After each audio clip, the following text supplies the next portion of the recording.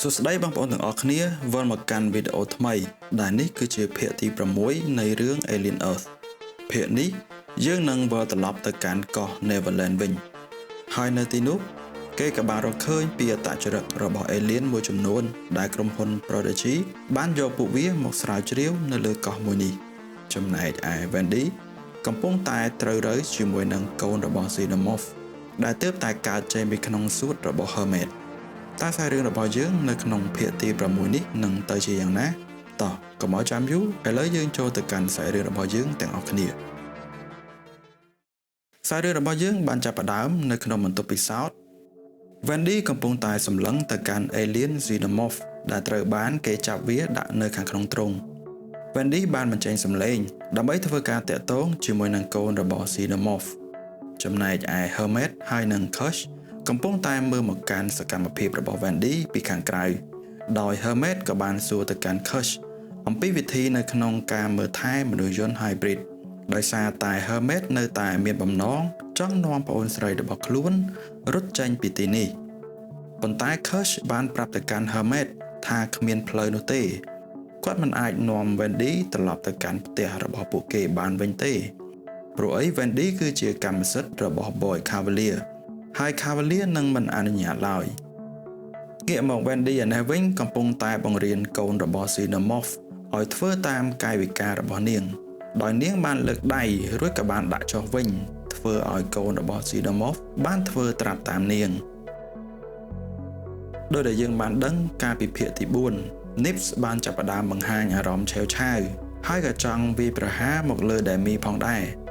ប៉ុន្តែនៅពេលនេះNips ដែលកំពុងតែសាកថ្មត្រូវបានក្រុមអ្នកវិទ្យាសាស្ត្រនាំយកមកកាន់បន្ទប់ពិសោធន៍ដើម្បីស្វែងរកបញ្ហាដែលកំពុងតែកើតឡើងចំពោះរាងកាយ Hybrid របស់នាង Demi ហើយនិង Arthur ក៏បានប្រាប់ទៅកាន់ Ince ដែលជាជំនួយការរបស់ Cavalier អំពីបញ្ហាដែលបានកើតឡើងចំពោះ Nips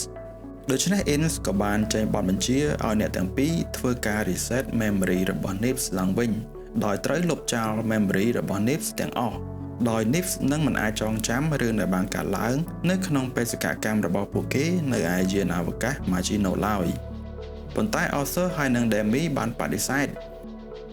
គេត្រូវតែធ្វើឲ្យ Nips មានសភាព slot boat ឡើងវិញ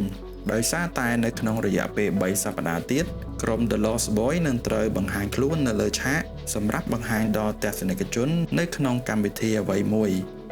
តែ Arthur បានបដិសេធថាគាត់នឹងមិនធ្វើដូច្នោះនោះទេហើយ Demi ក៏បានយល់ព្រមធ្វើតាម Ince ដូច្នេះ Ince ក៏បានបណ្ដេញ Arthur ចេញពីការងាររបស់គាត់ដោយសារតែ Arthur មិនបានគោរពតាមបទបញ្ជារបស់ខ្លួនចំណែកឯ Hermet ក៏បានប្រាប់ទៅកាន់ Wendy ថា Alien Xenomorph គឺជា Alien ដែលមានគ្រោះថ្នាក់ហើយគាត់មិនចង់ឲ្យប្អូនស្រីរបស់គាត់នៅជិតវានោះទេដោយគាត់បានបញ្ចុះបញ្ចូលឲ្យ Wendy មិនត្រូវទៅលេងក្បែរវានោះទេប៉ុន្តែ Wendy បាននិយាយថាវាមិនដូច្នោះឡើយនាងនឹងអាចធ្វើឲ្យវាស្ដាប់បង្គាប់របស់នាងបានហើយ Wendy ក៏បានប្រាប់ទៅកាន់ Hermet ទៀតថានាងនឹងមិនចាកចេញពីកោះ Neverland នេះឡើយនៅថ្ងៃមួយ Cavalier ហើយនិង Yutani ក៏បានជួបគ្នាដោយមានការសម្របសម្រួលពីបរិសម្នាក់ដែលជាអ្នកតំណាងសម្រាប់ក្រុមហ៊ុនទាំង5ដែលគេហៅថា The Five បរិសនោះបានសួរទៅកាន់អ្នកទាំងពីរអំពីដំណើររឿងហើយ Yutani បាននិយាយថាក្រុមហ៊ុន Prodigy បានលួចវត្ថុដែលជាកម្មសិទ្ធិរបស់ខ្លួនប៉ុន្តែ Boy Cavalier បានបដិសេធថាវាគឺជាកម្មសិទ្ធិរបស់ក្រុមហ៊ុនរបស់ខ្លួនដោយសារតែយានអវកាសនោះបានធ្លាក់មកក្នុងទីក្រុងរបស់ Prodigy បន្ទាប់មក Cavalier ក៏បានចោទប្រកាន់ទៅកាន់ក្រុមហ៊ុន Weyland Yutani នេះអាចជាការវាយប្រហារមកលើទីក្រុងរបស់ខ្លួនហើយគាត់ក៏មានសិទ្ធិនៅក្នុងការប្តឹងទៅកាន់ក្រុមហ៊ុន Weyland Yutani វិញការនាំយកជីវិតក្រៅភពមកលើផែនដីគឺជាការរំលោភច្បាប់របស់ក្រុមហ៊ុនទាំង5ប៉ុន្តែដើម្បីបញ្ចប់រឿង Yutani ក៏បានសុខចិត្តចេញថ្លៃសំណងតែ Cavalier ត្រូវប្រគល់ Alien ទាំងអស់នោះមកឲ្យនាងវិញហើយគេនឹងយកពួកវាចេញពីផែនដី Yutani សុខចិត្តចេញថ្លៃសំណងចំនួន$20,000 លានដូច្នេះ Cavalier ក៏បានព្រមទទួលយកសំណើនេះប៉ុន្តែ Prodigy មិនទាន់ប្រគល់ Alien ទាំងអស់នោះទៅឲ្យក្រុមហ៊ុន Weyland Yutani វិញទេពួកគេត្រូវតែរងចាំរហូតដល់ទៅ6អាទិត្យទៀតចំណែកឯ Demi ក៏បានធ្វើការ reset memory របស់ Nips រឿងដែលនាងចងចាំត្រូវបានលុបចោលទាំងអស់ បន្ទាប់មក Nips ក៏បានបើកភ្នែកហើយក៏បានឃើញ Wendy នៅក្បែរនាង Wendy បាននិយាយអំពីរឿងដែលបានកើតឡើងកាលពីប្រហែលថ្ងៃមុនដើម្បីប្រាប់ទៅកាន់ Nips ប៉ុន្តែ Nips មិនបានចងចាំអ្វីនោះទេដូច្នេះ Wendy ក៏បានដឹងថា memory របស់ Nips ត្រូវបានគេលុបចោលអស់ទៅហើយចំណែកឯ Slyly ក៏បានមកពីក្រោយបងប្រុសរបស់ Wendy ដើម្បីមកបញ្ឆោតឲ្យ Hermit ចូលទៅខាងក្នុងបន្ទប់ពិសោធន៍ដើម្បីទៅក្បែរសុទ្ធរបស់ Alien Xenomorph តាមបញ្ជារបស់ Moro ដែលពួកគេទាំងពីរនាក់បាននិយាយគ្នាកាលពីពេលមុននោះ Slyly ក៏បានកុហកទៅកាន់ Hermit ថាខ្លួនមានអ្វីមួយចង់បង្ហាញដល់គាត់ប៉ុន្តែពេលនោះ Rashidi ក៏បានចូលមកដល់ហើយក៏បានហៅ Hermit ឲ្យចេញទៅខាងក្រៅជាមួយគាត់ដូច្នេះ Hermit ក៏បានចេញទៅជាមួយ Rashidi ធ្វើឲ្យផែនការរបស់ Slyly ត្រូវបានបរាជ័យ Hermit, Rashidi ហើយនិង Cyberian កំពុងតែដើរល្បាតដើម្បីការពារសុវត្ថិភាពដោយសារតែក្រុមហ៊ុន Valen Utah នេះចង់លួចយក alien របស់ពួកគេត្រឡប់ទៅវិញ Cyberian ក៏បានដឹងទៀតថា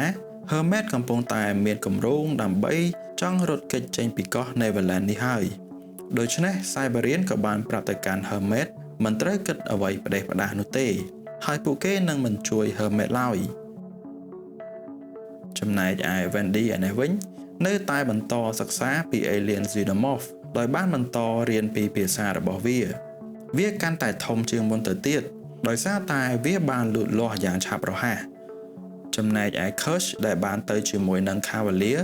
ក៏បានតាក់ទងមកកាន់ Isaac ដើម្បីឲ្យ Isaac ជួយមើលថែហើយនឹងដាក់ចំណីឲ្យពពួក Alien ដែលកំពុងតែស្ថិតនៅខាងក្នុងបន្ទប់ពិសោធន៍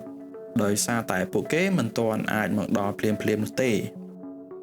Kush ក៏ចង់ឲ្យ Curly ទៅជួយផងដែរដើម្បីបានជាគ្នាប៉ុន្តែ Isaac បាននិយាយថាខ្លួនអាចធ្វើការទាំងអស់នេះបានដោយមិនចាំបាច់មានចំនួននោះទេដូច្នេះ Isaac ក៏បានមកដល់ក្នុងបន្ទប់ពិសោធន៍វិញហើយក៏បានរៀបចំដើម្បីដាក់ចំណីឲ្យ Alien ដែលកំពុងតែស្ថិតនៅខាងក្នុងទ្រុងនៅពេលដែល Isaac កំពុងតែដាក់ចំណីឲ្យ Alien ទាំងអស់នោះ Alien Eyeball ក៏បានសម្លឹងយ៉ាងយកចិត្តទុកដាក់ហាក់ដូចជាកំពុងតែមានគម្រោងអ្វីមួយចំពោះ Isaac ហើយនៅពេលនោះ Isaac ក៏បានបើកទ្វារដើម្បីចូលទៅខាងក្នុងទ្រុងរបស់ Alien មួយព្រោះអីមិនអាចដាក់ចំណីឲ្យវាពីខាងក្រៅបានឡើយពេលនោះ Alien Eyeball ក៏បានបុកជាមួយនឹងកញ្ចក់ធ្វើឲ្យ Isaac បានភ្ញាក់រួចក៏បានធ្វើឲ្យទ្វារបានបិទចាក់សោបណ្ដាលឲ្យជាប់ Isaac នៅខាងក្នុងទ្រុងនោះនៅក្នុងបន្ទប់ពិសោធន៍មិនមាននរណាម្នាក់អាចជួយ Isaac បានឡើយចំណែកឯ Alien ក៏បានចេញពីខាងក្នុងសម្បុករបស់វារួចក៏បានវាយប្រហារមកលើ Isaac ដោយវាបានបាញ់ទឹកអាស៊ីតមកលើមុខរបស់ Isaac ធ្វើឲ្យរាងកាយរបស់ Isaac បានឈប់ដំណើរការ Demi បានវិលត្រឡប់មកដល់បន្ទប់របស់គាត់វិញដោយបានជួបជាមួយនឹង Wendy ដែលមានការខឹងសម្បារមកលើ Demi ដោយសារតែគាត់បានធ្វើការ reset memory របស់ Nips Wendy បានចោទប្រកាន់ទៅកាន់ Demi ថាពួកគេបានចាត់ទុកនាងហើយនឹងក្មេងដទៃទៀតដែលទទួលបានរាងកាយមនុស្សយន្តនោះប្រៀបដូចជាវត្ថុសម្រាប់ពិសោធន៍ដោយមិនបានផ្ដល់តម្លៃឲ្យពួកគេឡើយហើយ Demi ក៏បានបញ្យល់ទៅកាន់ Wendy វិញថាពួកគេគ្រាន់តែចង់ជួយនាងប៉ុណ្ណោះហើយនាងមិនត្រូវស្ដាប់តាម Kush នោះទេព្រោះគាត់មិនមែនជាមនុស្សពិតប្រាកដឡើយប៉ុន្តែ Wendy ហាក់ដូចជាបាត់បង់ទំនុកចិត្តមកលើ Demi ទៅហើយដោយគិតថាពួកគេមានចិត្តខូខើដែលហ៊ានធ្វើអ្វីៗគ្រប់យ៉ាងដាក់មកលើមនុស្សយន្តដូចជាពួកគេឲ្យតែសម្រេចមហិច្ឆតារបស់ខ្លួនចំណែកឯ Arthur កំពុងតែរៀបចំបង្វិចដើម្បីចាកចេញពីកោះ Neverland បន្ទាប់ពីគាត់ត្រូវបានគេបណ្តេញចេញពីការងារនៅពេលនោះ Hermit ក៏បានចូលមកដល់ដោយបានសាកសួរទៅកាន់ Arthur ថាតើប្អូនស្រីរបស់គាត់មានសុវត្ថិភាពដែរឬទេ Arthur ក៏បានប្រាប់ Hermit ប្រញាប់នាំនាងរត់ចេញពីទីនេះហើយគាត់បានប្រាប់ទីតាំងដែលពួកគេអាចស្វែងរកទូកដើម្បីចាកចេញពីកោះនេះបានបន្ទាប់មក Arthur ក៏បានធ្វើការបិទប្រព័ន្ធ tracker ទាំងអស់នៅក្នុងរាងកាយរបស់ Wendy ហើយនិងក្មេងៗដទៃទៀតតែ Arthur ក៏បានរកឃើញថា tracker របស់ Isaac បានឈប់ដំណើរការទៅហើយដូច្នេះគាត់ក៏បានបញ្ញាប់ដើម្បីទៅស្វែងរក Isaac នៅឯបន្ទប់ពិសោធន៍ពេលមកដល់គាត់ក៏បានជួបជាមួយនឹង Slyly ហើយនេះគឺជាឱកាសសម្រាប់ Slyly ហើយដោយសារតែมันអាចបញ្ឆោតឲ្យ Hermit ចូលមកខាងក្នុងបន្ទប់ពិសោធន៍បាន Smiley ក៏បានដាក់គោលដៅមកលើ Arthur វិញអ្នកទាំងពីរក៏បានឃើញ Isaac កំពុងតែជាប់នៅខាងក្នុងទ្រុងមួយនៅពេលនោះ Arthur ក៏បានព្យាយាមដើម្បីអូស Isaac ចេញពីក្នុងទ្រុងហើយ Smiley ក៏បានលួចបើកទ្រុងដែលរក្សាទុកស៊ុតរបស់ Xenomorph ដើម្បីធ្វើឲ្យ Facehugger ដែលនៅក្នុងស៊ុតនោះចេញមកខាងក្រៅចំណែក Arthur ឃើញសភាពមិនស្រួលក៏បានតម្រង់ចង់ចេញមកខាងក្រៅវិញប៉ុន្តែ Smiley ក៏បានចាក់សោពីខាងក្រៅមិនឲ្យ Arthur ចេញឡើយ Facehugger ក៏បានហក់កន្ទ្រប់មកលើមុខរបស់ Arthur ធ្វើឲ្យគាត់បានដេកស្ដុកស្ដឹងនៅនឹងកន្លែងនោះចំណែកឯ Kush ក៏បានមើលឃើញតាមរយៈកាមេរ៉ាសុវត្ថិភាពប៉ុន្តែគាត់មិនបានប្រាប់ទៅកាន់ Cavalier នោះទេបន្ទាប់មក Smiley ក៏បានបញ្ញាប់យក Arthur ទម្លាក់ទុកតាមបញ្ជារបស់ Morrow ចំណែកឯ Alien ដែលបានវាយប្រហារមកលើ Isaac ក៏បានចេញពីក្នុងទ្រុងរបស់វាបំរុងនឹងវាយប្រហារមកលើ Smiley ដែរប៉ុន្តែ Smiley ក៏បានឃុំខ្លួនហើយនឹង Arthur នៅខាងក្នុងរន្ធខ្យល់មួយហើយខ្សែរឿងរបស់យើងនៅក្នុងភាគទី6ក៏បានបញ្ចប់នៅត្រឹមនេះហើយ admin នឹងដាក់ link ភាគមុននៅខាងក្នុង description ខាងក្រោមបើសិនបើបងប្អូនចូលចិត្តកុំភ្លេចចុច like និង share វីដេអូនេះហើយនឹងចុច subscribe ដើម្បីទទួលបានវីដេអូថ្មីៗរបស់ admin នៅពេលក្រោយៗទៀត